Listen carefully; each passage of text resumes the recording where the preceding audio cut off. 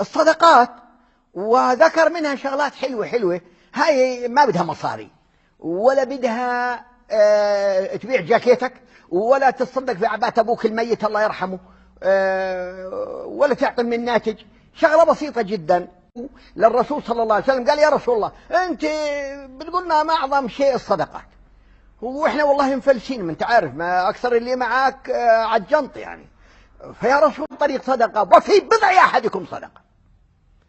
قالوا: إيش في بضع أحدكم صدقة؟ يعني يعني بالعربي الفصيح إنه يعني الإنسان إذا أتى امرأته، عندنا في الكركي ما بدري وش بيقولوا لها، لكن يعني في لغة الفقهاء بقول جماع. قالوا: الجماع فيه صدقة يا رسول الله؟ أيأتي أحدنا شهوته وله فيها أجر؟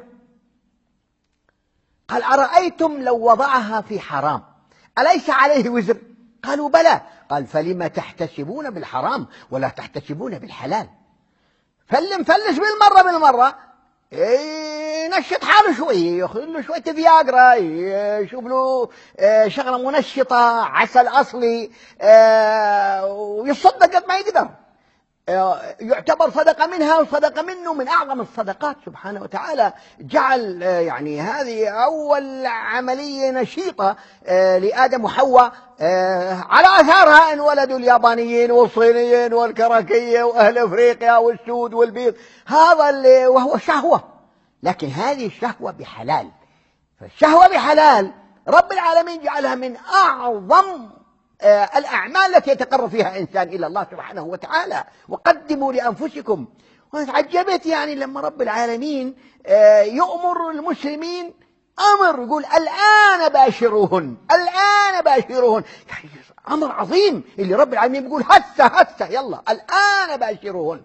نسأل الله سبحانه وتعالى يزيد شهوتكم وينشط نسوانكم الكسولات، وشرحي لها قد ايه اجر اللي يعمل هذا الشيء بالحلال. ان شاء الله في الحلقه القادمه نشرح بالتفصيل قد ايش اجر الجماع الحلال. هذا الناس بينخزوا منه، ليش الموضوع هذا كيف تطرحه؟ لكن لما شفت الشيخ الشعراوي تكلم فيه في التفصيل ورغب فيه بالتفصيل، وانه من اعمال الدين وله ادابه وله اصوله. الواحد اذا اغتسل من الجنابه لا يبقى عليه ذنب ابدا، وغسل الجنابه يحمي من عذاب القبر.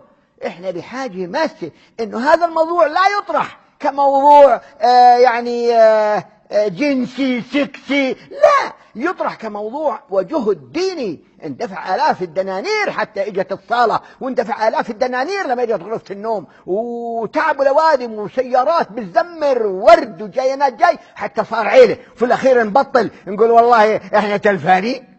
لا منتوا ولا تلفانين، ورايحين نقول لكم المرة الجاية لما تسمعوا قديش الأجر والله أعلم إلا السبب العجائب. السلام عليكم ورحمة الله وبركاته.